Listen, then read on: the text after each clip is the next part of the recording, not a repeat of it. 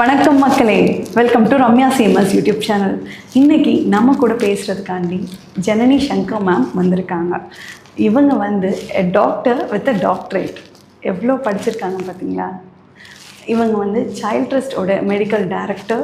நிறைய important committees, ஒரு தமிழ்நாடுல இன்ஃபெக்ஷுவஸ் டிசீஸ் கமிட்டிஸ், இந்த மாதிரி நிறைய கமிட்டியில் மேம் வந்து ஒரு முக்கியமான மெம்பர். மேம் ஒரு நடமாடும் என்சைக்ளோபீடியானே சொல்லலாம். வாங்க இன்றைக்கி அவங்கக்கிட்ட குழந்தைங்கள பற்றி, குழந்தைங்களுக்கு எந்த மாதிரி உணவுகள் கொடுக்கறது, என்னென்ன டிசீஸ்லாம் குழந்தைங்களுக்கு வர வாய்ப்புகள் இருக்குது, இந்த மாதிரி நிறைய விஷயங்களை இன்றைக்கி அவங்கக்கிட்ட பேசி தெரிஞ்சுக்கலாம். Welcome ma'am, welcome. Thank you so much for coming. Thank you Ramya, the opportunity. Yeah. It's our pride. உங்களை கூப்பிடுறது, உங்க கூட பேசுகிறது. மேம், நீங்கள் 30 years of experience இருக்குது. Such a big hospital and country's best hospital, that is Kanchi Kamakoti trust. 30 years முன்னாடி நீங்கள் சர்வீஸ்க்கு வந்தப்போ பார்க்குற குழந்தைங்களுக்கும் இப்போ பார்க்குற குழந்தைங்களுக்கும் அவங்க டிசீஸ்க்கும் என்ன டிஃப்ரென்ஸ் நீங்கள் பார்க்குறீங்க? டெஃபினட்டாக 30 இயர்ஸ்க்கு முன்னாடின்னு கூட இல்லை, ஒரு 20 இயர்ஸில் நிறையா டிஃப்ரென்ஸ் இருக்குது. முன்னாடி இவ்வளோ இன்ஃபெக்ஷன்ஸ் இவ்வளோ கிடையாது, அண்ட் இவ்வளோ லைஃப் ஸ்டைல் டிசீஸஸும் கிடையாது. இப்போ பார்த்தீங்கன்னா நிறையா குழந்தைங்க ஓவர் வெயிட், ஒபிசிட்டிலாம் இப்போ தான் ரீசெண்டில் தான் பார்க்குறோம். ப்ரிகாஷியஸ் பியூபர்ட்டி அதெல்லாம் இப்போ தான் நிறையா பார்க்குறோம். டியூபர்குலோசிஸ் எல்லாமே, எல்லா இன்ஃபெக்ஷன்ஸுமே is on the rise. Asthma குழந்தைங்களுக்கு அந்த இழுக்கிற வியாதி ரொம்ப ஜாஸ்தியாக இருக்குது. இப்போ முந்தியெல்லாம் ஒரு வாரத்தில் ஒரு குழந்தைக்கு அந்த இன்ஹேலர்லாம் சொல்லிக் கொடுப்போம். இப்போ பார்த்தீங்கன்னா ஒரு நாளைக்கு ஒரு 5 குழந்தைங்களுக்கு சொல்லிக் கொடுக்குறோம். ஸோ அது மாதிரி அது pollution everything is gone up. டெஃபினட்டாக நிறைய சேஞ்சஸ், நிறைய வித்தியாசங்கள் தெரியுது. கண்டிப்பாக மேம். ஆமாம், முன்னாடி மதர்ஸுமே எப்போயாச்சும் டாக்டர்கிட்ட கூட்டிகிட்டு போவோம். இப்போ எங்களுக்கே பயமாக இருக்குது மேம், எது எடுத்தாலும் ஃபஸ்ட்டு டாக்டர்கிட்ட போயிடலாம் அப்படின்னு. அது பிகாஸ் முக்கால்வாசி working parents, sometimes single parents இருக்காங்க, நியூக்ளியர் ஃபேமிலி. முன்னாடி மாதிரி ஜாயிண்ட் ஃபேமிலி சிஸ்டம்ஸ் இருந்ததுன்னா பாட்டி தாத்தா இருப்பாங்க, வயசானவங்க ஆண்டி இருப்பாங்க, பெரியப்பா சித்தப்பா யாராவது ஒருத்தர் சப்போர்ட்டிவாக இருப்பாங்க, பார்த்துப்பாங்க. இப்போ அந்த கான்செப்டே போயிடுது. எல்லாமே மதர் ஃபாதர் ஒர்க்கிங், யாராவது ஒரு கேர்டேக்கர் பார்த்துக்கிறாங்க, இல்லாட்டி எக்ஸ்ட்ரா ஹவர்ஸ் ஸ்கூல்லையே இல்லாட்டி க்ரெஷ்ல போடுறாங்க, டே கேர் சென்டர். ஸோ அது கான்செப்ட் அந்த மாதிரி எடுத்து பேரண்ட்ஸ்க்கு ஒரு கில்ட்டி ஃபீலிங் ஆல்சோ. விட்டுட்டு போயிட்டோமே, குழந்தைக்கு ஏதாவது ஆகிட போகிறது, நாளைக்கு இம்பார்ட்டன்ட் மீட்டிங் இருக்குது, நாளைக்கு கூட்டின்னு போக முடியாது, இன்றைக்கே கூட்டின்னு போகலாம் அப்படின்ட்டுன்னு.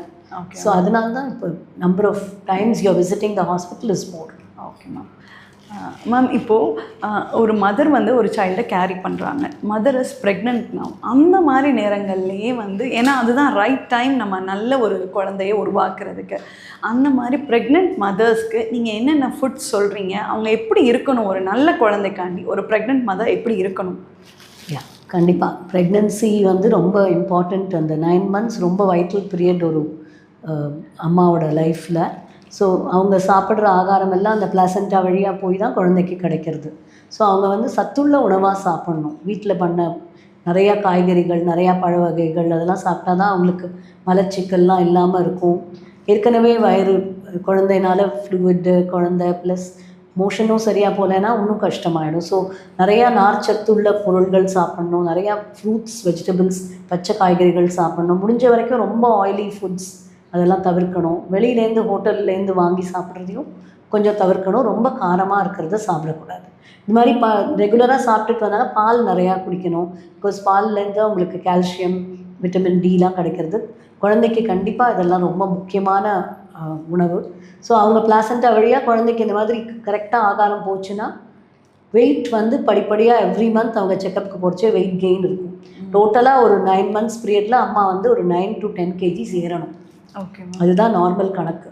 அவங்க கம்மியாக வெயிட் ஏறினானா குழந்தையோட பிறக்கிற வெயிட்டும் கம்மியாக இருக்கும்.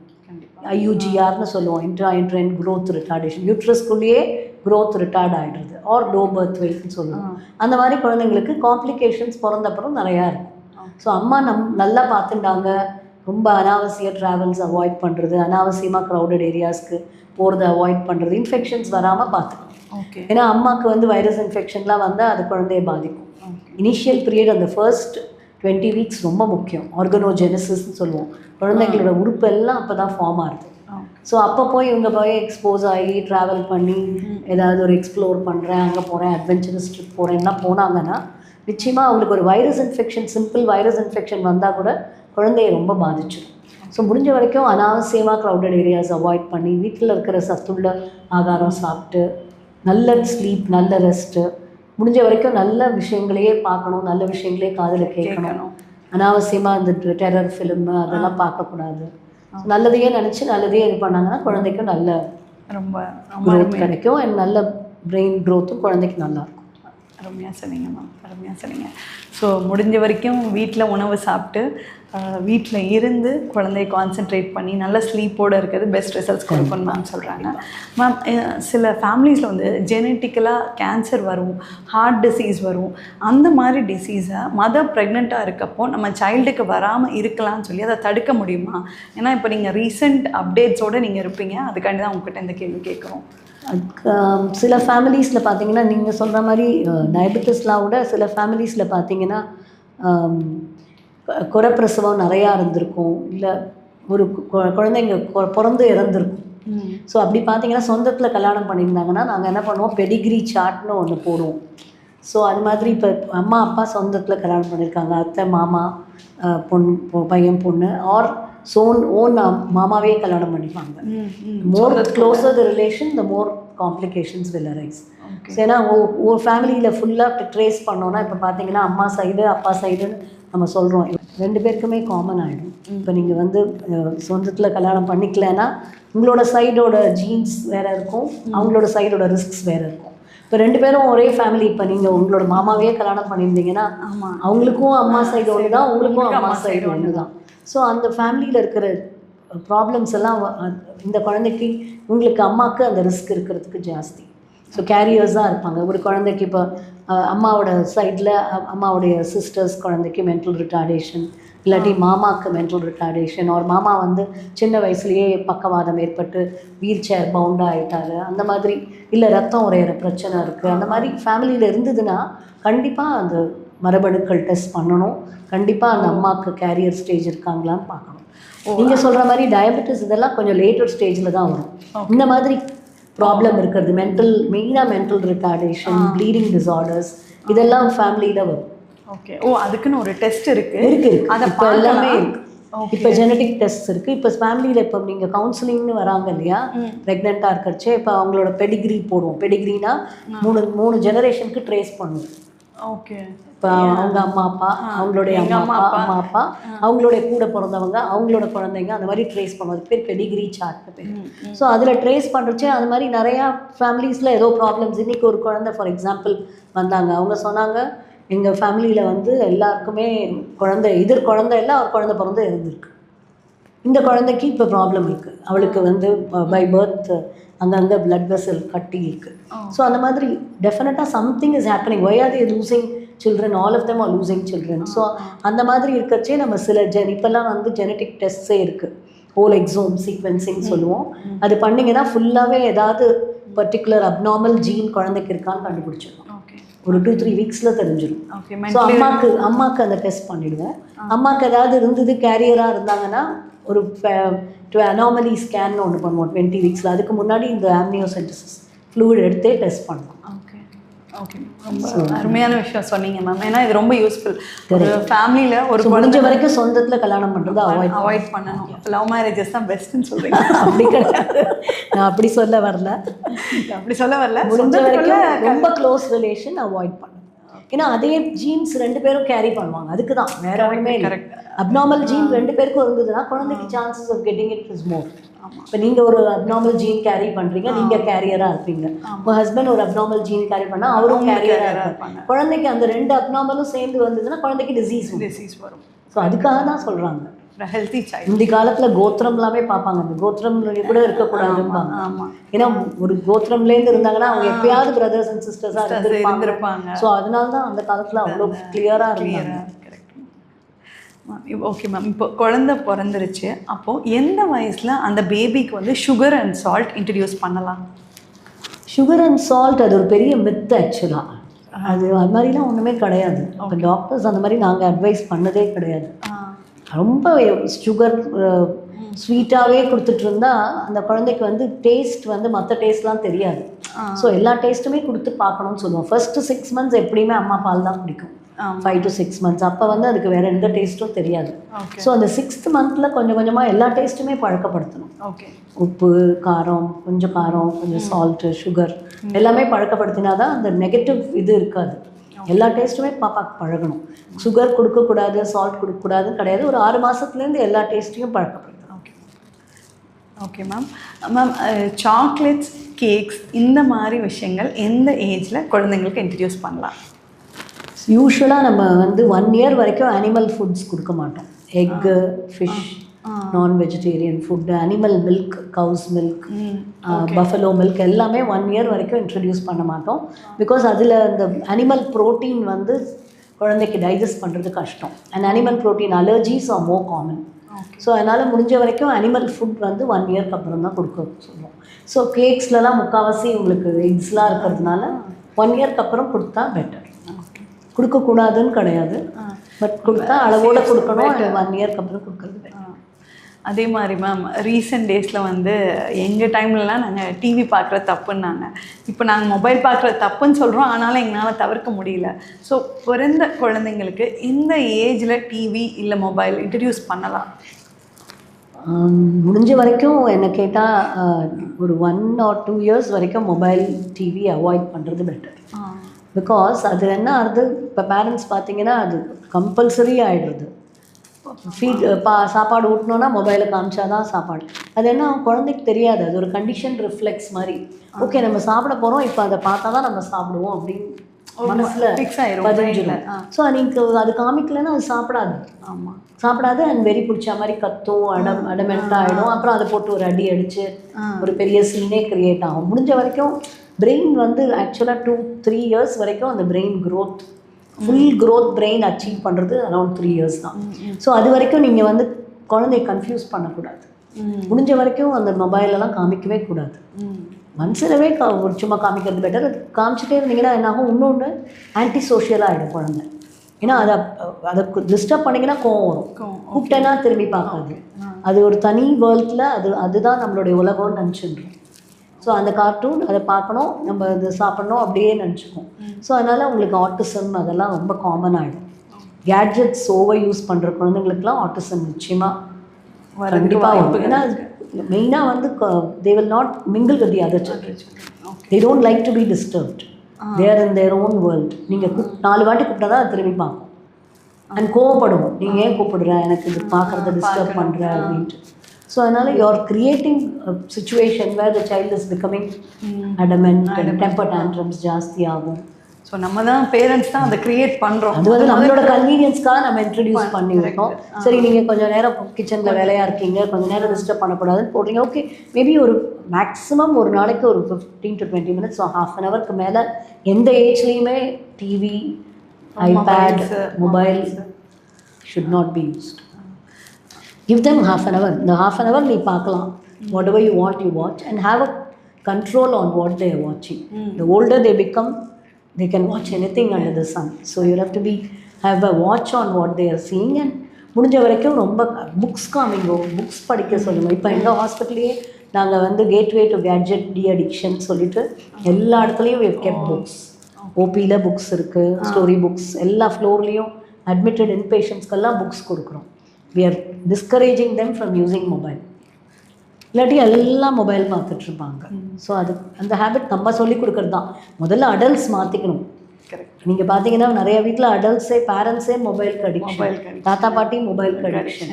ஸோ கொஞ்சம் கொஞ்சமாக பேரண்ட்ஸ் அவங்க பார்க்குறாங்க, நம்ம பார்க்குறதுல தப்பு இல்லைன்னு நினைப்பாங்க.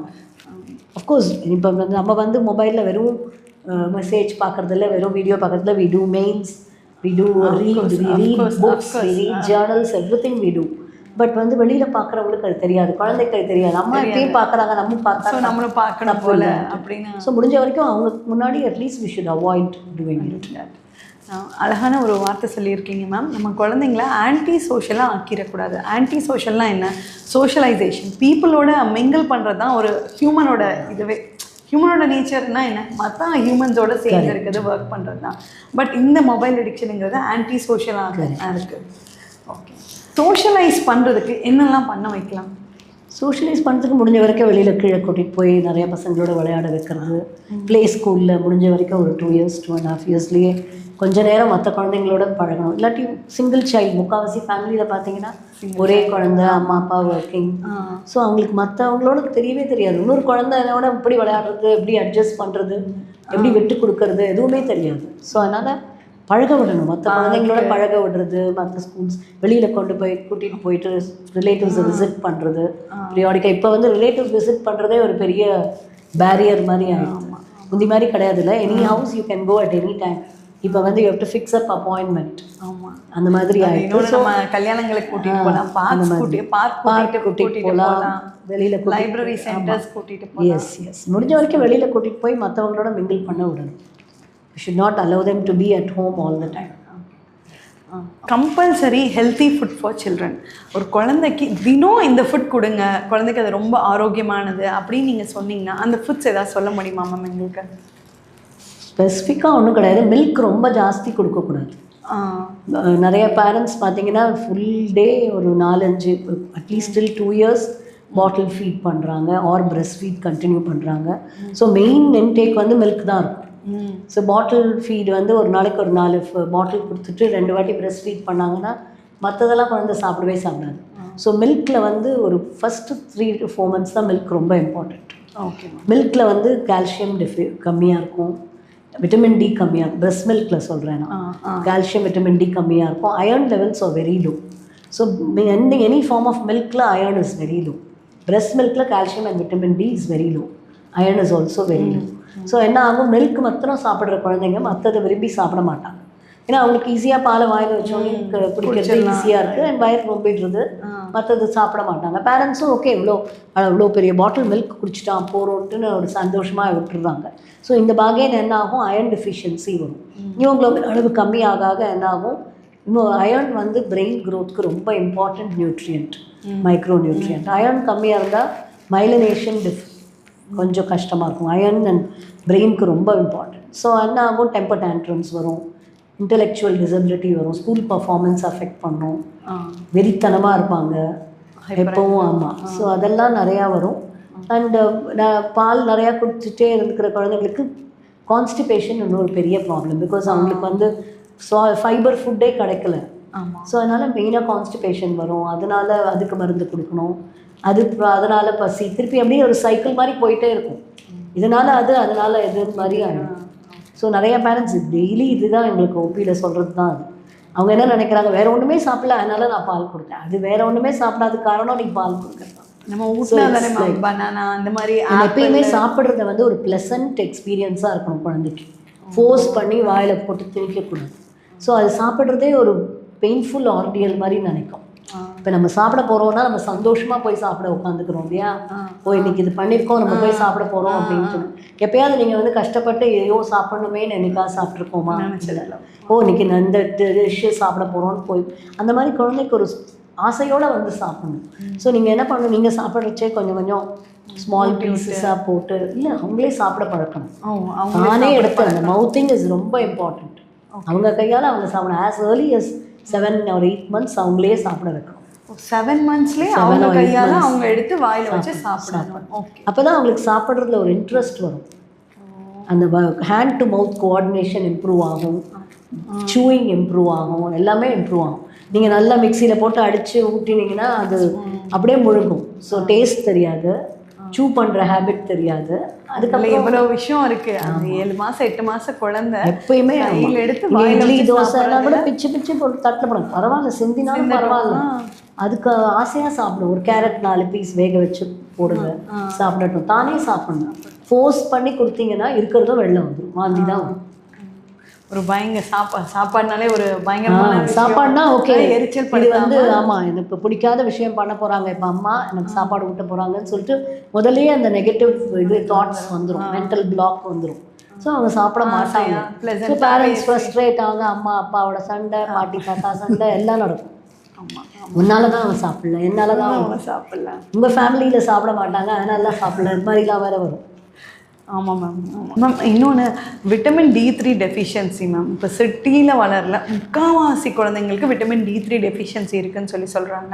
இதை எப்படி எதிர்கொள்ளலாம் மேம்? விட்டமின் டி ஆக்சுவலாக வந்து ஸ்கின் வந்து சன் வந்து ஸ்கின் மேலே பட்டால் தான் அது உற்பத்தி ஆகும். அந்த சன் மேக்ஸிமம் எஃபெக்ட் வந்து அந்த சன் ஸ்கின்ல இருக்கணும்னா between 11 AM and 2 PM sun வந்து நம்ம மேலே படணும். Unfortunately 11 AM to 2 PM children எல்லாம் ஸ்கூலில் இருக்காங்க. நம்ம எல்லாரும் ஆஃபீஸ்லேயோ ஏசி ரூமில் உட்காந்துருக்கோம். யாருமே அந்த டயத்தில் வெளியில் போய் வெயிலில் போகிறதில்ல. ஸோ முடிஞ்ச வரைக்கும் அட்லீஸ்ட் 11 AM to 2 PM முடியலன்னா கூட morning before that or evening அந்த இறங்குற வெயில் இல்லாட்டி காத்தால வெயில் ஏதாவது ஒன்று மேலே படணும். வீடெல்லாம் காத்தோட்டமாக இருக்கணும், ஜன்னலெல்லாம் திறந்து வைக்கணும், எப்பயும் ஜன்னலெல்லாம் சாத்தி ஏசி போட்டு கர்டன் போட்டு இருக்கக்கூடாது. அண்ட் பிடி பீரியட்லாம் வைக்கிறதே அதனால தான் ஸ்கூலில். ஸோ அந்த டைத்தில் அவங்க வெளியில் போய் அந்த காற்று அந்த வெளிச்சம் படணுன்ட்டு. ஸோ முடிஞ்ச வரைக்கும் வெளியில் போய் விளையாடணும், வெளியில் போய் வெயில் படணும் மேலே கண்டிப்பாக. அப்போ ஸோ அதனால விட்டமின் டி மேம். இப்போ ஒருத்தங்களுக்கு விட்டமின் டி டெஃபிஷியன்சி இருக்குன்னு பார்க்கலாம். அப்போ அவங்க வெயிலில் போய் விளையாடுறாங்க, அப்போ அந்த டெஃபிஷியன்சி குறையுமா? இல்லை டெஃபிஷியன்சி இருந்ததுன்னா ட்ரீட் பண்ணணும் கண்டிப்பாக.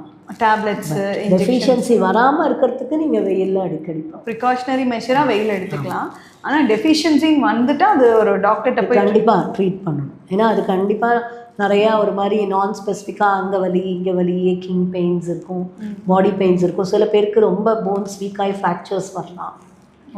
சில பசங்களுக்கு பிறந்து கொஞ்ச நாள் 1 வயசு 1.5 வயசு குழந்தைக்கெலாம் கால் எலும்பு அப்படியே வளைஞ்சிடும், போலெக்ஸ் மாதிரி ரிக்கெட்ஸ்ன்னு சொல்லுவோம். ஸோ அந்த மாதிரி ஏதாவது வளர்கிற போன் எப்பயுமே சாஃப்டாக இருக்கும். ஸோ அது கால்சியம் கம்மியாக இருக்குது, விட்டமின் டி கம்மியாக இருந்தால் கால்சியமும் கம்மியாகிடும். கால்சியம் கம்மியானா போன் அப்படியே வளைஞ்சிடும், போன் ஸ்ட்ராங்காக இருக்காது அப்படியே வளைஞ்சிடும். ஸோ அது அப்படி கால் அப்படி போலெக்ஸ் இப்படி தத்தி தத்தி நடக்கும்.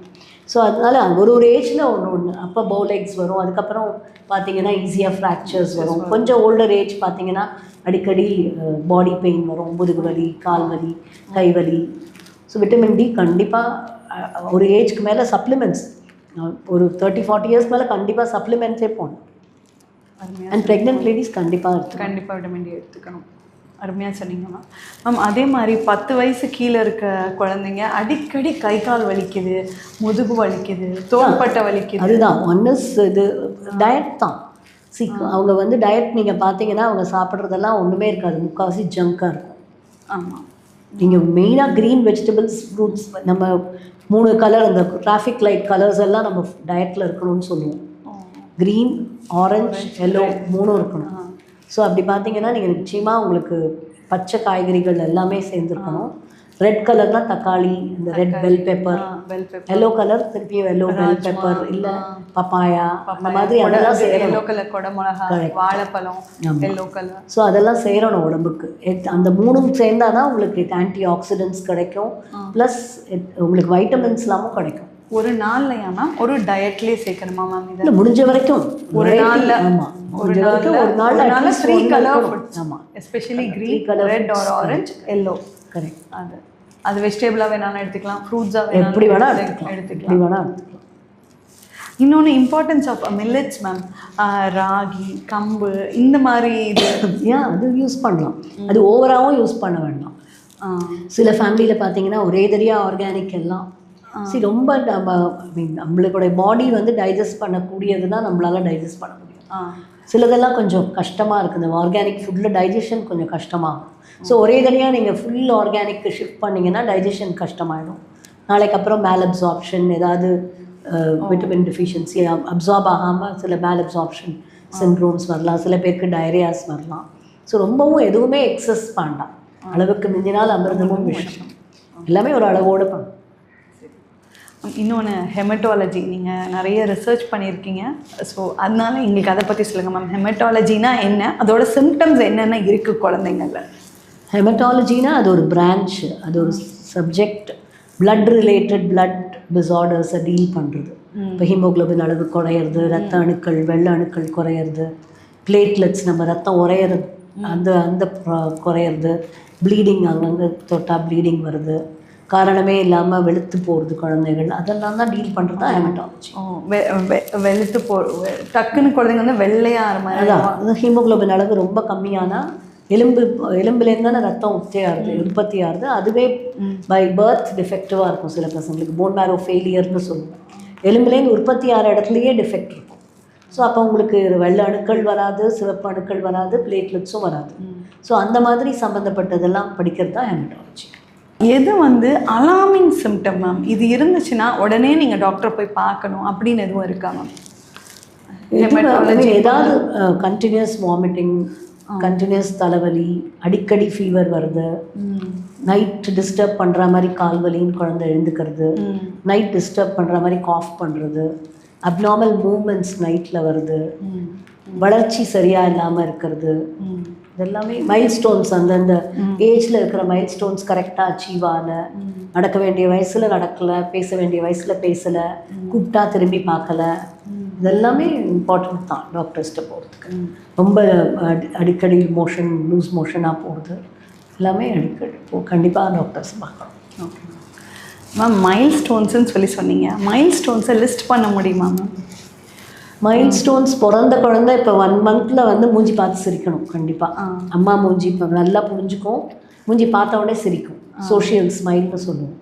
அதுக்கப்புறம் ஒரு ஐ கான்டாக்ட் நல்லா அப்படி எங்கெல்லாம் நம்ம இப்படி இப்போ டார்ச் லைட்டை காமிக்கிறோமோ அங்கெல்லாம் திரும்பும், நம்ம பேசினா அந்த இடத்துக்கு திரும்பும், ஹேண்ட் ஐ கோஆர்டினேஷன் சொல்லுவோம். அதுக்கப்புறம் தலை நிற்கிறது, சோஷியல் ஸ்மைலுக்கு அப்புறம் தலை நிற்கிறது. தலை நிற்கிறது ஒரு 3.5 to 4 months கம்ப்ளீட்டாக நிற்கணும். 3 or 2.5 monthsலேருந்தே பாதி நிற்க ஆரம்பிச்சிடும். கொஞ்சம் தான் நம்ம சப்போர்ட் கொடுக்கணும், ஃபுல்லாக கையை பிடிச்சிக்க வேண்டாம் கழுத்தை. 4 monthsல கண்டிப்பாக ஃபுல்லாக தலை நிற்கணும். அதுக்கப்புறம் 4.5 months 5 monthsல நல்லா குப்புறுத்திக்கணும், குப்புறுத்தி தலையை தூக்கி பார்க்கணும், டேர்ன் பண்ணி பார்க்கணும். அப்புறம் 6-7 months அப்படிலாம் பார்த்தீங்கன்னா கொஞ்சம் க்ரால் பண்ண ஆரம்பிக்கணும், உட்காரணும், சப்போர்ட் இல்லாமல் தானே உட்காந்துக்கணும். 8 monthsல உட்காரணும். அப்புறம் பொருள் எதாவது கொடுத்தீங்கன்னா கையில் வாங்கி இந்த கையிலேருந்து அந்த கை மாற்றுறது, கீழேருந்து பொருளை எடுக்கிறது, எடுத்து வாயில் வச்சுக்கிறது, அதெல்லாம் பண்ணணும்.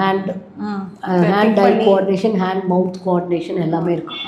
அப்புறம் பிடிச்சிட்டு நிற்கணும். அட்லீஸ்ட் பை 9 months பிடிச்சிட்டு நிற்கணும். 9 or 10 months. 11 months 12 monthsல கொஞ்சம் ஒரு மாதிரி உளறலாக ஒரு மாமா தாத்தா ஏதாவது சொல்லணும், கொஞ்சமாவது உளறலாவது வரணும். பை 1 year வந்து பிடிச்சிட்டு நடக்கணும், இல்லாட்டி கைவிட்டுட்டும் நடக்கணும். 1 year 3 months வரைக்கும் வெயிட் பண்ணலாம் நடக்கிறதுக்கு. 1 year 3 months வரைக்கும் பிடிச்சிட்டு கூட நடக்கலைன்னா கண்டிப்பாக காமிக்கணும் டாக்டர். அதே மாதிரி எல்லா மைல்ஸ்டோன்ஸுமே அதை அந்த பர்டிகுலர் மந்த்லேருந்து இப்போ மூஞ்சியே பார்க்கல, குழந்தை மூஞ்சி பார்த்து சிரிக்கலைன்னா அது அப்நார்மல். 1 month 1 or 2 months வரைக்கும், 1.5 months வரைக்கும், 3 months வரைக்கும். ஓகே, 3 monthsல ஒரு 1.5 ஒரு எல்லாத்துக்குமே ஒரு 1 month டெட்லைன் கொடுக்கலாம். அதுக்கு மேலே கொடுக்கக்கூடாது. 1 monthக்கு மேலே அந்த குழந்தை எதிர்பார்த்ததை பண்ணலைன்னா கண்டிப்பாக டாக்டர் பார்க்கணும். அப்போவே நம்ம இதை எவாலுவேட் பண்ணி ட்ரீட் பண்ணோன்னா சீக்கிரமாக சரியாகும். Early the better. நம்ம மதர் எவ்வளோ சீக்கிரமாக ஐடென்டிஃபை பண்ணி நம்ம அந்த டாக்டர்கிட்ட கூட்டிகிட்டு போகிறோம், இல்லை சைல்ட் ட்ரஸ்ட் மாதிரி ஒரு ஹாஸ்பிட்டல் கூட்டிகிட்டு போகிறோன்னா நம்மளுக்கு அவ்வளோ நல்லது, நம்ம குழந்தைய அவ்வளோ நல்லா கொண்டு வர முடியும். மேம், இப்போது நான் எவ்வளோ பேர் வந்து இதை பண்ணுவாங்கன்னு எனக்கு தெரியாது. Importance of playing in sand, மண்ணில் விளையாடுறது, பீச்சில் விளையாடுறது, இதெல்லாம் இம்பார்ட்டண்ட்டா மேம்? நீங்கள் என்ன நினைக்கிறீங்க இதை பற்றி? கண்டிப்பாக இம்பார்ட்டண்ட். ஏன்னா அப்போ தான் அவங்களுக்கு மணலில் அந்த இதை ஃபோர்ஸை எதிர்த்து குழந்தை நடந்து விளையாடினா தான் அந்த மசில் பவர்லாம் இம்ப்ரூவ் ஆகும். But at the same time க்ளீனாகவும் இருக்கணும். மணலில் விளையாடிட்டு வந்தால் உடனே நல்லா க்ளீன் பண்ணி குளிப்பாட்டி விட்டு எல்லாம் பண்ணணும். ஸோ கண்டிப்பாக வெளியில் அழிச்சிப்பா தான் வெளியில் எக்ஸ்போஸ் ஆகணும். ஹைஜீன் ஹைபோதசிஸ்ன்னு சொல்லுவேன். The more they get expose the more the immunity will improve. இப்போ நீங்கள் பார்த்தீங்கன்னா ஸ்லம்மில் இருக்கிற குழந்தைங்களுக்குலாம் அவ்வளோ தூரம் அடிக்கடி இன்ஃபெக்ஷன்ஸ்லாம் வராது. ஏன்னா அவங்க எல்லாத்துக்கும் எக்ஸ்போஸ் ஆகி உடம்புல அவங்களுக்கு எதிர்ப்பு சக்தி வந்துடுறது. நீங்கள் உள்ளுக்குள்ளேயே ப்ரொடெக்ட் பண்ணி வச்சிங்கன்னா அந்த குழந்தைக்கு தான் எல்லா ப்ராப்ளமும் வரும். எவ்வளோ தூரம் அந்த குழந்தைய நம்ம எக்ஸ்போஸ் பண்ணுறோம் மண்ணுக்கு, தூசிக்கு, அந்த மாதிரி. ஆனால் அட் த சேம் டைம் வந்துட்டு நம்ம கை காலெலாம் நல்லா கழுவி விட்டுறணும். முடிஞ்ச வரைக்கும் எல்லாத்துக்கும் எக்ஸ்போஸ் பண்ணணும், பொத்தி வச்சுக்கவே கூடாது. தமிழ்நாடோட இன்ஃபெக்ஷுவஸ் டிசீஸ் கமிட்டி மெம்பராக நீங்கள் இருந்திருக்கீங்க. ஸோ இன்ஃபெக்ஷுவஸ் டிசீஸ்லேருந்து பசங்களை எப்படி ப்ரொடெக்ட் பண்ணலாம், இதை பற்றி எங்களுக்கு கொஞ்சம் டிப்ஸ் மாதிரி கொடுக்க முடியுமா? இன்ஃபெக்ஷன்ஸ் வந்து நிறையா விதமாக பரவும். மெயினாக மோஸ்ட் ஆஃப் த இன்ஃபெக்ஷன்ஸ் பார்த்திங்கன்னா இப்போ நம்ம 2 பேர் பேசிகிட்டு இருக்கோம். உங்கள்கிட்டேருந்து எனக்கு இன்ஃபெக்ஷன் வரலாம், எங்கிட்டேருந்து உங்களுக்கு வரலாம், எங்கிட்டேருந்து அவருக்கு போகலாம், அவர்கிட்டேருந்து இவருக்கு வரலாம். நம்ம 4 பேருக்கும் இன்ஃபெக்ஷன் ஸ்ப்ரெட் ஆகிறதுக்கு நிறையா வாய்ப்பு இருக்குது. ஏன்னா we are on a close room. And எனக்கு இப்போ கோல்ட் காஃப் ஏதாவது இருந்ததுன்னா நிச்சயமாக நான் வந்து கண்டிப்பாக உங்களெல்லாம் இன்ஃபெக்ட் பண்ணிடுவேன். ஸோ அது மாதிரி முன்னாடி இதுக்கு பேர் droplet infection. Droplet infection, contact இந்த மாதிரி ட்ராப்லெட் இன்ஃபெக்ஷன். இன்னொன்று வந்து தொட்டு பரவுறது. இந்த இன்ஃபெக்ஷஸ் டிசீசஸ், இந்த மீசல்ஸ், அது இதெல்லாம் சிக்கன் பாக்ஸ், அதெல்லாம் கான்டாக்ட் பண்ணி ட்ராப்லெட்லேயும் பரவும். சிலதெல்லாம் ஃபுட் அண்ட் வாட்டர்லேருந்து வரும். இப்போ டயரியா, டைஃபாய்டு, அதெல்லாம் ஃபுட் அண்ட் வாட்டர். மெயினாக நம்ம சாப்பிட்ற வாட்டர். இப்போ நீங்கள் டாய்லெட் யூஸ் பண்ணிட்டு வரீங்க, கையை சரியாக வாஷ் பண்ணல, அப்படியே போய் சமையல் ஏதோ பண்ணுறீங்க, சம்டைம்ஸ் அது இன்ஃபெக்ஷன் ஸ்ப்ரெட் ஆகும். ப்ளஸ் காய்கறியெல்லாம் நீங்கள் சரியாக க்ளீன் பண்ணலைன்னா, இப்போ நீங்கள் கீரை வாங்கிட்டு வரீங்க, இல்லாட்டி கொத்தமல்லி தழை வாங்கிட்டு வரீங்க, எல்லாம் அலசணும் அதெல்லாம். ஏன்னா அதில் ஏதாவது ஒரு மண் இருந்ததுன்னு வச்சுனாங்க, அது கூட ஏதாவது ஒரு மோஷன் மேட்டர், எங்கேயாவது ஃபீக்கல் மேட்டர் கண்டாமினேஷன் இருக்கலாம். மண்ணிலேருந்து வர்றது எல்லாமே நம்ம வந்து நல்லா அலசி க்ளீன் பண்ணணும். So food and water, hotel food, cook பண்ணாத ஃபுட்டு சாப்பிட்றது, சாலட்ஸ் சாப்பிட்றது, இந்த fast food, panipuri is a main culprit. நிறைய டைஃபாய்ட் வர குழந்தைங்களுக்கு பானிபூரி சாப்பிட்ருப்பாங்க. ஏன்னா அது பானைக்குள்ளே கையை விட்டு அவன் எடுக்கிறான். அது உள்ளுக்குள்ளே எப்போ க்ளீன் பண்ணான்னு தெரியாது, தண்ணி எப்படி வச்சுருக்காங்கன்னு தெரியாது, தண்ணி எப்படி இருக்குன்னு தெரியாது, கை க்ளீன் பண்ணுறது இல்லை. ஸோ அதனால் முடிஞ்ச வரைக்கும் வெளியில் சாப்பிட்றதா இருந்தால் கூட சம்திங் ஹாட் சாப்பிடுங்க. ஹோட்டலுக்கு போகிறீங்களா, இட்லி சாம்பார், ஹாட் சாம்பார், சட்னிஸ் அவாய்ட் பண்ணுங்கள். ஹோட்டலில் சாப்பிட்டாலும் முடிஞ்ச சட்னி குக் பண்ணுறது இல்லைல்ல, anything that is not cooked or half cooked சாப்பிடாமல் இருக்கிறது பெட்டர். கண்டிப்பாக இன்ஃபெக்ஷன்ஸே வரக்கூடாதுன்னா. But over a period of time உங்களுக்கு நல்ல இம்யூனிட்டி இருக்குது அப்படின்னா பண்ணலாம். வேக்சின்ஸ் எல்லாமே போட்டுக்கணும். கரெக்டாக வேக்சின்ஸ் எல்லாத்துக்குமே வேக்சின்ஸ் இருக்குது. டைஃபாய்டுக்கு இருக்குது, சிக்கன் பாக்ஸ்க்கு இருக்குது, மீசல்ஸ்க்கு இருக்குது. இப்போ பார்த்தீங்கன்னா ஒரு பெரிய எபிடமிக் ஆஃப் மீசல்ஸ் இருந்தது, மம்ஸ் இருந்தது. ரீசெண்டாக நிறைய குழந்தைங்களுக்கு மம்ஸ் வந்தது. ஸோ அந்த வேக்சின்ஸ்லாம் மிஸ் பண்ணவே கூடாது. போட்டுட்டிங்கன்னா கண்டிப்பாக ப்ரொடெக்ட் பண்ணும். அட்லீஸ்ட் ஒரு 80% ஆஃப் ப்ரொடெக்ஷன் கண்டிப்பாக இருக்குது. மேம் இப்போது ரீசெண்டாக வந்து ஒரு ட்ரெண்ட் மாதிரி ஒன்று டெவலப் ஆகிருக்கு. நாங்கள் எந்த வேக்சினுமே போட மாட்டோம், எங்கள் குழந்தைய நாங்கள் ரொம்ப ஆர்கானிக்காக வளர்க்குறோம் அப்படின்னு சொல்கிறவங்க இருக்காங்க. இந்த கருத்தை பற்றி நீங்கள் என்ன நினைக்கிறீங்க மேம்? ரொம்ப முட்டாள்தனமான கருத்து. ஏன்னா இன்ஃபெக்ஷன்ஸ் வந்து டாக்டர்ஸ், இப்போ சயின்டிஸ்ட்லாம் வேக்சின்ஸ் கண்டுபிடிச்சதே இன்ஃபெக்ஷன்ஸ் டிசீசஸ்லேருந்து ப்ரொடெக்ட் பண்ணுது. ஃபார் எக்ஸாம்பிள் நீங்கள் பார்த்தீங்கன்னா ஸ்மால் பாக்ஸ் எராடிகேட் பண்ணியாச்சு வேக்சின் வச்சு, போலியோ, சிக்கன் பாக்ஸ், போலியோ, அப்புறம் நீங்கள் இப்போ மீசில்ஸ், மம்ஸ், இதெல்லாம் என்ன ஆகும், நிறைய குழந்தைங்க மீசில்ஸ் வந்து ரொம்ப மோசமான மீசில்ஸ் வந்தால் இறந்துடும். சில பசங்களுக்கு அதனால காம்ப்ளிகேஷன்ஸ் நிறையா வரும். மீசில்ஸ் வந்து பிரெயினை அஃபெக்ட் பண்ணலாம், லங்ஸை அஃபெக்ட் பண்ணலாம், ஹார்ட்டை அஃபெக்ட் பண்ணலாம். ஸோ அதனால காம்ப்ளிகேஷன்ஸ் நிறையா ஆகும். It will spread. இப்போ நீங்கள் ஒரு குழந்தைக்கு நீங்கள் வேக்சின் போடாத குழந்தைக்கு மீசில்ஸ் வந்ததுன்னா அந்த கிளாஸ் ரூமில் இருக்கிற அத்தனை குழந்தைக்கும் அந்த ரிஸ்க் இருக்குது. ஸோ நீங்கள் கம்யூனிட்டியும் நீங்கள் வந்து ரிஸ்கில் கொண்டு வரீங்க. உங்கள் குழந்தை மாத்திரம் இல்லை, கம்யூனிட்டியும். ஏன்னா இப்போ போலியோ வந்து வைரஸ் வந்து மோஷனில் தான் எக்ஸ்க்ரீட் ஆகும். ஸோ அந்த குழந்தைக்கு போலியோ வந்ததுன்னா மற்ற குழந்தைங்களாம் இன்ஃபெக்ட் ஆகும். ஸோ அதனால் நீங்கள் போடாதது உங்கள் குழந்தைக்கு மாத்திரம் இல்லை, கம்யூனிட்டியும் இட்ஸ் அட் ரிஸ்க். ஸோ கண்டிப்பாக போடணும். எல்லா வேக்சினும் போடுறது கண்டிப்பாக அவசியம். இன்னொன்று மீசல்ஸுங்கிறது என்ன மேம்? இந்த மீசல்ஸ்ங்கிறது இந்த மணல்வாரி அம்மைன்னு சொல்லலாம். ஒரே இது தட்டம்மை அம்மை. ஆனால் அது பிரெயினுமே அஃபெக்ட் ஆகும். ஆமாம், மீசல்ஸ் அஃபெக்ட் பண்ணும். அது அஃபெக்ட் பண்ணுச்சுன்னா அப்போ எங்கே வேணாலும் கொண்டு போகலாம். மீசல்ஸ் அஃபெக்ட் பண்ணுச்சுன்னா ரொம்ப கஷ்டம் ட்ரீட் பண்ணுறது. ஸோ எல்லா வேக்சினும் கவர்மெண்ட் ப்ரிஸ்கிரைப் பண்ணுற எல்லா வேக்சினும், சில ஆப்ஷனல் வேக்சின்ஸும் இருக்குது. இப்போ நிமோனியாவுக்கு, ஃப்ளூக்கெல்லாம் இயர்லி வேக்சின் ஃப்ளூக் போட்டுக்கலாம். நிமோனியா வேக்சின் அட்லீஸ்ட் ஒரு டோஸாவது கண்டிப்பாக, கொஞ்சம் ஓல்டர் சில்ட்ரனாக இருந்தால் ஒரு டோஸு, சின்ன குழந்தைங்களாக இருந்தால் 4 டோஸ் போடணும். ஏன்னா நிமோகாக்கல் வேக்சின் தான் உங்களுக்கு பிரெயின் ஃபீவர், நிமோனியா எல்லாத்துக்குமே ப்ரொடெக்ட் பண்ணும். என்ன வேக்சினும்? Pneumonia vaccine, pneumococcal. ஸோ அது கண்டிப்பாக கண்டிப்பாக ரொம்ப யூஸ்ஃபுல்லான விஷயமா இருந்தது. வேக்சினுங்கிறது எனி காஸ்ட் போடணும். அதனால தான் கவர்மெண்ட் இவ்வளோ தூரம் ப்ரிஸ்கிரைப் பண்ணியிருக்கு. இன்னொன்று, நம்ம இந்தியாவில் நம்ம எத்தனையோ டிசீஸை பை வேக்சினேஷன் தான் நம்ம எராடிகேட் பண்ணியிருக்கோம். இன்னொன்று டெங்கு ஃபீவர் மேம், அதை பற்றி டெங்கு ஃபீவர் எப்படி அவாய்ட் பண்ணலாம்? டெங்கு ஃபீவர் வந்து மஸ்கிட்டோஸ் தான் வருது, டே டைம் மஸ்கிட்டோஸ். மலேரியா வந்து நைட் மஸ்கிட்டோஸ், டெங்கு வந்து டே டைமில் தான் கிடைக்கும் அந்த மஸ்கிட்டோஸ். ஸோ மெயினாக வந்து டே டைமில் ஸ்கூலில் தான் இருக்காங்க. ஸோ ஸ்கூல் அத்தாரிட்டிஸ் ஃபுல்லாக க்ளீன் பண்ணி எங்கேயும் தண்ணி தேங்காமல் பார்த்துக்கணும். வீட்லேயும் நீங்கள் இன்டோர் பிளான்ஸு அங்கங்கே தண்ணி சுற்றி இருக்கிற இடம்லாம் க்ளீனாக வச்சுக்கணும். வீட்டுக்குள்ளேயும் ஒரு அடசலாக எதுவும் வைக்கக்கூடாது. ஏன்னா அடசலாக இப்போ ஒரு ஓரத்தில் நிறையா சாமானை நீங்கள் போட்டு வச்சுருந்தீங்கன்னா அந்த இடத்துல தான் மஸ்கிட்டோஸ் சுற்றிட்டுருக்கும். ஸோ அது கடிச்சதுன்னா டெஃபினட்டாக டெங்கி வரும். டே டைம் மஸ்கிட்டோஸ் தான். டெங்கியில் மெயினாக ஃபீவர் வந்து ஃபஸ்ட்டு 2-3 டேஸ் ரொம்ப ஹையாக இருக்கும். அப்புறமா 4th டே ஃபீவர் குறைஞ்சிரும். ஃபீவர் குறைஞ்சப்பறம் தான் காம்ப்ளிகேஷன்ஸ் வரும். ஸோ பேரண்ட்ஸ் என்ன பண்ணுவாங்க, ஃபீவர் குறைஞ்சிருச்சுன்னு சொல்லிட்டு ரிலாக்ஸ்டாக இருப்பாங்க. ஸோ அப்போ தான் அவங்களுக்கு ஷாக்கு எல்லாம் வரும், ப்ளீடிங் எல்லாம். ஸோ ஃபீவர் குறைஞ்சப்பறம் குழந்தை ரொம்ப டல்லாக இருக்குது, படுத்துகிட்டே இருக்கான்னா கண்டிப்பாக டாக்டர்ஸை பார்க்கணும். சரி, அது நல்லா ஃபீவர் 4 நாளாக ஃபீவர் இருந்திருக்கு, டயர்டாக இருக்கான், தூங்குறான்னு விடக்கூடாது. கண்டிப்பாக டாக்டர்ஸ்ட்டு போய் அலார்மிங் சைன். ஃபீவருக்கும் பேராசிட்டமால் ரொம்ப கொடுக்கக்கூடாது. ஏன்னா டெங்கியில் வந்து இருக்கிறவே உங்களுக்கு பிளேட்லெட்ஸ்லாம் குறையும், லிவர் அஃபெக்ட் ஆகும். நீங்கள் பேராசிட்டமால் எவ்ரி 2 ஹவர்ஸ்லாம் கொடுத்தீங்கன்னா லிவர் ஃபெயிலியரே வந்துடும். ஸோ பேராசிட்டமால் பயந்து ரொம்ப கொடுக்கக்கூடாது. மருந்தை விட ஃபீவரை விட ஃபீவருக்கு கொடுக்குற மருந்துனால தான் கெடுதல் ஜாஸ்தி. டெங்கி ஃபீவரில் மாத்திரம் இல்லை, மற்ற எல்லா ஃபீவர்ஸ்லேயுமே ஃபீவரை பார்த்து பயப்படக்கூடாது. ஃபீவர் வந்து ஒரு ப்ரொடெக்டிவ் ரெஸ்பான்ஸ் தான். முடிஞ்ச வரைக்கும் நீங்கள் கூல் ரூமில் வச்சுக்கோங்க, கரெக்டான டோஸ் கரெக்டான டயத்தில் கொடுங்க, நிறையா தண்ணி குடிக்க கொடுங்க, முடிஞ்சால் உடம்பு நல்லா தொடச்சி விட, இல்லாட்டி குளிப்பாட்டி விடலாம். 1 நாள் 2 நாள் ஃபீவர் இல்லாத டயத்தில் ஆக்டிவாக இருக்குது, சாப்பிட்டுக்கிறான்னா விட்டுடலாம். ஃபீவர் இல்லாத டயத்துலேயும் டல்லாக படுத்துக்கிறான்னா கண்டிப்பாக டாக்டர்ஸ் பார்க்கணும். இன்னொன்று மேம், 5 வயசு கீழே இருக்க குழந்தைங்களுக்கு ஃபிட்ஸ் வருவதில்லை மேம். அந்த ஃபிட்ஸை எப்படி நம்ம வந்து எதிர்கொள்ளணும் மேம்? ப்ராப்பரான ஃபீவரோட வர ஃபிட்ஸ் சொல்லுவாங்க. ஃபீவரோட வர ஃபிட்ஸ் வந்து யூஸ்வலாக ஒன்றும் பயப்பட வேணாம். ஃபெப்ரைல் ஃபிட்ஸ்ன்னு சொல்லுவோம்.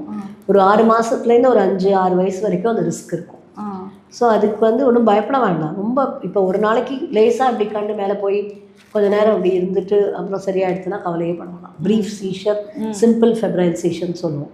இப்போ ஒரே நாள்லேயே 2-3 வாட்டி வருது, ஃபீவர் இருக்குதுன்னு தெரியாமல் முதல்ல ஃபிட்ஸ் வருது, அப்புறமா தான் ஃபீவர் இருக்கிறதே தெரியறது, இல்லை ரொம்ப நேரம் இருக்கிறது, வீட்டிலேருந்து ஹாஸ்பிட்டலுக்கு வந்து ஹாஸ்பிட்டல்லேயும் ஃபிட்ஸ் இருந்து அப்புறமா கண்ட்ரோல் ஆகுது, கண்டினியூஸாக ஃபிட்ஸ் வருது, அந்த மாதிரிலாம் இருந்ததுன்னா கண்டிப்பாக ரெகுலராக மெடிசன் கொடுக்கணும். இல்லாட்டி ஃபீவரோட வர ஃபிட்ஸு சிம்பிளாக வந்ததுன்னா ஒன்றும் பயப்படவே வேண்டாம். அது ஒன்றும் பயப்பட. இன்னொன்று ருமட்டாலஜினா என்ன மேம்? அதோட சிம்டம்ஸ் எப்படி மேம் இருக்கும் குழந்தைங்கள்ல? ருமட்டாலஜி சில்ட்ரனில் ரொம்ப ரேர், பெரியவங்க மாதிரி கிடையாது. பட் வராதுன்னு சொல்ல முடியாது. ருமட்டாய்டு ஆர்த்ரைட்டிஸ், ருமேட்டிக் ஃபீவர் அதெல்லாம் காமன் தான், வரலாம். பட் ரொம்ப காமன் கிடையாது. பட் அது ஜாயிண்ட் பெயின், நடக்க முடியல, காலையில் எழுந்தவுடனே கையெல்லாம் ஸ்டிஃபாக ஆகுது, வாயை திறக்க முடியல, இந்த ஜாயிண்ட் சரியா இல்லை, கழுத்து வலிக்கிறது, அந்த மாதிரிலாம் இருக்குது. இல்லாட்டி ரொம்ப நேரம் ஃபீவர் ரொம்ப நாள் இருக்குது, ஒரு ஜாயிண்ட் ஸ்வெல் ஆகுது, உடம்புல ஒரு ரேஷ் வருதுன்னா ருமட்டாய்டிக்கல் ப்ராப்ளம் சந்தேகப்படும். அதே மாதிரி மேம், சின்ன பிள்ளைங்களில் சுகர், பிபி வர வாய்ப்பு இருக்கா? அந்த மாதிரி பேஷண்ட்ஸை நீங்கள் பார்த்துருக்கீங்க? கண்டிப்பாக. ஜுவனைல் டயபெட்டிஸ்ன்னு சொல்லுவோம். எனி ஏஜ், 1 மாதத்துலேருந்து எப்போ வேணால் டயபெட்டிஸ் வரலாம், எப்போ வேணாலும். ஜுவனைல் டயபெட்டிஸ்ன்னு சொல்லுவோம். அது இன்சுலின் டிபெண்ட். அந்த மாதிரி குழந்தைங்களுக்கு இன்சுலின் போட்டால் தான் சரியாகும். இப்போ ஒரு குழந்தை நல்லா வெயிட்டே ஏறலை, இல்லை நிறைய யூரின் போயிட்டே இருக்கா, டே டைம்லேயும் ஸ்கூலில் 4 வாட்டி யூரின் போகிறா, நைட்டில் யூரினே போகாத குழந்தை திடீர்னு எழுந்து 4 வாட்டி யூரின் போகிறா, நிறையா தண்ணி குடிக்கிறான்னு பேரண்ட்ஸ் வந்தாலே கண்டிப்பாக சுகர் டெஸ்ட் பண்ணணும். பண்ணிவிட்டு அவங்களுக்கு ஜுவனைல் டயபெட்டிஸ்ன்னு சொல்லுவோம். அவங்களுக்கு வந்து இன்சுலின் கொடுக்கணும், டயட்லாம் மாடிஃபை பண்ணணும். கண்டிப்பாக வரும். பிபியும் பெரியவங்க அளவுக்கு காமன் கிடையாது, பட் பிபியும் குழந்தைங்களுக்கு வரலாம். அப்போ வருஷத்துக்கு ஒருக்கா சுகர் டெஸ்ட் குழந்தைங்களுக்கும் பண்ணுறது நல்லது அப்படின்னு சொல்ல மாட்டேன். சிம்டம்ஸ் இருந்தால் ஃப்ரீக்வெண்ட் யூரினேஷன் எப்போ வருஷத்துக்கு ஒரு தடவை பண்ணோன்னா ரொம்ப ஓவர் வெயிட்டாக இருக்கிற குழந்தை, ஒபீஸ் சில்ட்ரன், இப்போ நம்ம வயசுக்கு மீறின வளர்ச்சி இருக்கிற குழந்தைங்க, இப்போ ஒரு 10 வயசு குழந்தைக்கு நார்மலாக வெயிட் வந்து ஒரு 20 கிலோ தான் இருக்கணும். அதே குழந்தை 40 கிலோ இருந்தால் கண்டிப்பாக டெஸ்ட் பண்ணணும். ஆனால் இப்போ சாதாரணமாகவே 40 கிலோ இருக்கு. அதான் எல்லாமே இப்போ 70-80 அந்த மாதிரி இருந்ததுன்னா இப்போ ஃபேமிலியிலையும் உங்களுக்கு பிபி சுகர் கம்ப்ளைண்ட் இருக்குது, இல்லை ஏர்லி ஏஜில் ஃபேமிலியில் ஹார்ட் அட்டாக்லாம் வந்துருந்ததுன்னா கண்டிப்பாக மெட்டபாலிக் ப்ரொஃபைல்னு சொல்லுவோம், எல்லாமே பண்ணிவிடுவோம். HbA1c சுகர், லைபிட் ப்ரொஃபைல் எல்லாமே பண்ணிவிட்டு அவங்களுக்கு லைஃப் ஸ்டைல் மாடிஃபிகேஷன் சொல்லிக் கொடுப்போம். ப்ளஸ் சம்டைம்ஸ் மெடிசின்ஸும் தேவைப்படும். இன்னொன்று மேஜர் ப்ராப்ளம் எவ்ரி ஹவுஸில் ஃபேஸ் பண்ணுற ப்ராப்ளம் 2 விஷயம் இருக்கும். ஒன்று வந்து ஒபேசிட்டி, இல்லைன்னா ரொம்ப கம்மி வெயிட். ஒன்று ரொம்ப குண்டா ஸோ இருக்கு. ரெண்டுமே எக்ஸ்ட்ரீம்ஸ். ரொம்ப ஓவராக அதுதான் செடென்ட்ரி ஹேபிட்ஸ். எப்பயும் உட்காந்துட்டு வந்த ஸ்கூல்லேருந்து வந்த உடனே உட்காந்துக்கிறது, ஹோம்ஒர்க் பண்ணுறது, அப்படியே டிவி பார்க்குறது, அதே இடத்துல உட்காந்துட்டு அங்கேயே சாப்பிட்றது, அங்கேயே தூங்குறது. ஸோ ஃபிசிக்கல் ஆக்டிவிட்டீஸ் கண்டிப்பாக நல்லா இருக்கணும். எல்லா குழந்தைங்களையுமே ஸ்கூல்லேருந்து வந்தோடனே கொஞ்சம் நேரம் வெளியில் போய் விளையாட வைக்கணும். ஸ்வெட் பண்ணுற மாதிரி விளையாடணும், ஏதாவது ஒரு கேம்ஸில் போடணும். பேரண்ட்ஸுமே ரொம்ப படிப்புன்னு சொல்லிட்டு இப்போ கேம்ஸ் எல்லாம் குறைஞ்சிடுறது, அந்த மாதிரி பண்ணக்கூடாது. 6th ஸ்டாண்டர்ட்லேயும் வந்து நீட் ப்ரிப்பரேஷன் அதெல்லாம் கிடையவே கிடையாது. நல்லது, கவர்மெண்ட் இப்போ கோச்சிங் சென்டர்ஸே எடுக்க போகிறாங்க, ரொம்ப நல்லது. ஸோ நிச்சயமாக வந்து படிக்கிறது ஒரு ப்ளசன்ட் எக்ஸ்பீரியன்ஸாக இருக்கணும். தான் சாப்பிட்றது சொன்ன மாதிரி ஸ்கூலுக்கு போகிறது வந்து ஹோம்ஒர்க் பண்ணுறதுலாமே ஒரு ப்ளசன்ட் எக்ஸ்பீரியன்ஸாக இருக்கணும். ரொம்ப கஷ்டம் மேம். அதுதான் அது அவ்வளோதையும் தேவையில்லை. ஸ்கூல்ஸுமே எனக்கு புரியல, பட் நம்ம அதுக்கு சொல்கிறதுக்கு உள்ள அதிகாரம் நமக்கு இல்லை. பட் டெஃபினட்டாக ஸ்கூல் அத்தாரிட்டிஸ்லாம் ரீகன்சிடர் பண்ணணும். சிலபஸ் எல்லாம் இவ்வளோ டஃப்பாக தேவையே இல்லை. என்ன அவ்வளோ படித்து என்ன பண்ண போகிறாங்க? இது அவசியமோ தெரிஞ்சா. 5th ஸ்டாண்டர்ட் வரைக்கும் வந்து ரொம்ப ப்ரெஷர் போடுறது இல்லை மேம். ஒரு எக்ஸாம் இல்லை இது மாதிரி கொண்டு போகிறாங்க. ஆனால் ஆஃப்டர் 5th ஸ்டாண்டர்ட் வந்து ஸ்ட்ரெஸ் அவாய்ட் பண்ண முடியும். அதுதான் கொஞ்சம் குறைக்கலாம் சிலபஸ்லாம். கண்டிப்பாக. இன்னொன்று மேம், கிளாஸஸ்ன்னு சொல்லி வர்றப்போ எந்த வயசில் இப்போ ஷட்டில் கிளாஸ் இருக்குது, இல்லை டென்னிஸ் கிளாஸ் இருக்குது, இல்லை கிரிக்கெட் கிளாஸ் இருக்குது, எந்த வயசில் இந்த மாதிரி கிளாஸஸ் ஜாயின் பண்ணலாம்? அவங்க ஃபிசிக்கலாக, அவங்க ஹெல்த் வைஸ், போன்ஸ் வைஸ் என்ன வயசில் என்ன கிளாஸில் ஜாயின் பண்ணலாம்? கண்டிப்பாக 5 இயர்ஸ்லேருந்து எல்லா கிளாஸும். ஆனால் 3 வயசு அந்த மாதிரி ரொம்ப சின்ன வயசில் புரியாது அவங்களுக்கு. புரியாது. 5-6 வயசுலேருந்து 5 வயசுலேருந்து மோர் தென். இதான் சொல்கிறேன், எதுவுமே அளவுக்கு மீறக்கூடாது. ஒரே தனியாக எல்லா கிளாஸ்லேயும் போடணும், எல்லாம் படிக்கணும், நல்லா படிக்கணும், வெளியிலையும் போகணும், கிளாஸும் பண்ணனா குழந்தை கஷ்டப்படும். அவ்வளோ அளவோடு இருக்கணும். ஒரு குழந்தைக்கு எவ்வளோ முடியுமோ அவ்வளோதான். ஒரு 2 கிளாஸில் சேர்த்து விடுங்க. ஒரு நாளைக்கு இந்த கிளாஸ், ஒரு நாளைக்கு அந்த கிளாஸ் போடும். ஒரே நாளில் நீங்கள் வந்து திணிச்சு பண்ணிங்கன்னா பிகம் டூ மச். இன்னொரு விஷயம் மேம், ஸ்டொமக் பெயின் மேம். பிள்ளைங்களுக்கு அடிக்கடி வயிற்று வலி வருது, இல்லை லூஸ் மோஷன்ஸ் வருதுன்னா அப்போ நாங்கள் பேரண்ட்ஸ் அதை எப்படி ஃபேஸ் பண்ணணும் மேம்? வயிற்று வலி வருது மெயினாக காரணம் வந்து கான்ஸ்டிபேஷன்னால தான் மெயினாக. அது ஒரு பெரிய ப்ராப்ளமாக இருக்குது. இப்போ எந்த குழந்தை பார்த்தாலும் கான்ஸ்டிபேஷன், சரியாக மோஷன் போகிறதில்ல, 2 நாளைக்கு ஒரு தடவை போகிறது, 3 நாளைக்கு ஒரு தடவை போகிறது. ஸோ என்ன ஆகுது, பேரண்ட்ஸ் வந்து அதை ஹேபிட் மாதிரி ட்ரெயின் பண்ணல. டைப்பரை போட்டு விட்டுடுறாங்க. அவங்களுக்கு அந்த பாட்டி ட்ரைனிங்னு கரெக்டான ஏஜில் பண்ணணும். கம்பல்சரியாக ஒரு 1-2 வயசுக்கு அப்புறம் கண்டிப்பாக பாட்டி ட்ரைனிங் பண்ணணும். டைப்பரை போட்டு விட்டிங்கன்னா அதுலேயே மோஷன் போகும். அதுக்கு என்ன தெரியும்? ஸோ நீங்கள் டைப்பர் இல்லாமல் டைப்பரை கட்டிட்டு பாட்டி ட்ரைனிங்னு ஸ்கூல் சேர்க்கறதுக்கு முன்னாடி கண்டிப்பாக பண்ணணும். இதர் வெஸ்டர்ன் டாய்லெட்டில் உட்காத்தி வைக்கணும், இல்லை பாட்டிஸ்னு கிடைக்கிறது அதில் உட்காத்தி வைக்கணும். அண்ட் கொஞ்சம் ஓல்டர் சில்ட்ரன் வந்த உடனே, ஸ்கூல் போகிற ஏஜ் வந்த உடனே கரெக்டாக அந்த டாய்லெட்டில் அவங்க டைம் அட்லீஸ்ட் ஒரு நாளைக்கு ஒரு 15-20 மினிட்ஸாக டைம் கொடுக்கணும். இப்போ ஸ்கூல் வந்து 8:30 மணிக்கு கிளம்பணும்னா நீங்கள் 7:45 எழுப்பி விடக்கூடாது. அட்லீஸ்ட் ஒரு 7 o'clock எழுப்பணும். அப்போ தான் அவங்களுக்கு ஒரு 1/2 hour டைம் கிடைக்கும். அவங்க எல்லாத்தையும் அவசரமாக ட்ரெஸ் கிளம்பி போகிறது, மோஷன் ஒரு நாளைக்கு நீங்கள் போகலைன்னா போஸ்ட்போன் ஆச்சுன்னா அது ஹார்ட் ஆகிடும். ஹார்ட் மோஷன் வெளியிலே வராது நீங்கள் என்ன மருந்து கொடுத்தாலும். அது ஹார்ட் மோஷன் உள்ளே போய் சங்கடப்படுத்தும். அப்பப்போ கேஸ் ரிலீஸ் பண்ணோம், வயிறு மூவ் பண்ணுறச்சு அது வயிற்று வலிக்கும். ஸோ அதனால தான் வயிற்று வலி மெயினாக. ப்ளஸ் இன்னொரு பெரிய ப்ராப்ளம் என்னென்னா, நான் ரீசெண்டாக ஹிந்துவில் கூட ஒரு பெரிய ஆர்டிக்கலாக எழுதினாங்க. யூரின் வந்து கண்ட்ரோல் பண்ணுவாங்க. யூரின் அப்பப்போ போகவே மாட்டாங்க. ஸ்கூலில் டாய்லெட்ஸ் யூஸ் பண்ண மாட்டாங்க. ஸ்கூலில் டாய்லெட் க்ளீனாக இல்லை மிஸ் விட மாட்டேங்கிறாங்க, டைம் கம்மியாக இருக்குது அப்படின்னு சொல்லிட்டு யூரின் போக மாட்டாங்க. ஸோ ஒரு 8 hours யூரின் போகாமல் அடக்கி வச்சுட்டு வீட்டில் வந்தோடனே ஓடுவாங்க டாய்லெட்டுக்குள்ளே. ஸோ என்ன ஆகும், பிளாடர் அப்படியே அதோட மேக்ஸிமம் கெப்பாசிட்டிக்கு எக்ஸ்பேண்ட் ஆகுது. பிளாடர் எக்ஸ்பேண்ட் ஆச்சு வயிற்று வலிக்கும் கண்டிப்பாக.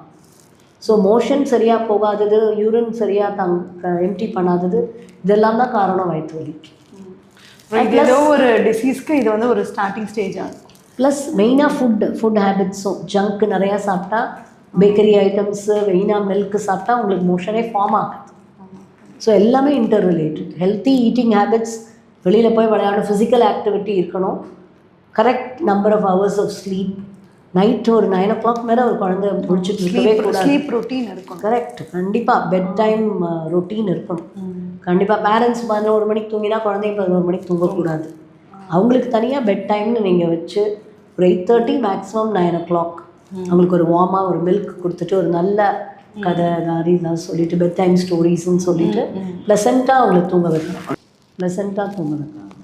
ஸோ அப்புறமா அந்த ரூமில் அவங்களுக்கு தூங்குறதுக்குன்னு தனி லைட்டெல்லாம் ஆஃப் பண்ணிட்டு அம்மாவும் பக்கத்தில் படுத்து ஸ்டோரிஸ் சொல்லி தூங்க வைக்கணும். அவங்கள பாட்டுக்கு விட்டிங்கன்னா அவங்க 12 மணி வரைக்கும் முடிச்சுட்டு இருப்பாங்க. மார்னிங் எழுந்திருக்க முடியாது. மார்னிங் ஒரு ஹேபிட் மாதிரி தான் அது. இது 8:30 9க்கு தூங்கிட்டாங்கன்னா ஒரு 6:30 7க்கு எழுப்பி விட்டுருணும். அப்போ தான் அவங்களுக்கு மற்ற ரொட்டீனுக்கெலாம் டைம் இருக்கும். ப்ரிஸ்கிரைப்டு ஸ்லீப் டைம்னு இருக்காங்க. அட்லீஸ்ட் ஒரு 8 to 9 hours குழந்தைங்க தூங்கணும். கண்டிப்பாக தூங்கணும். ஓல்டர் இப்போ நம்ம ஏஜ் குரூப்லாம் 6 to 7 hours தூங்கினா போகிறோம். மினிமம் 6 hours தூங்கணும் நம்ம ஏஜ் குரூப்பே. குழந்தைங்க மினிமம் 8 hours.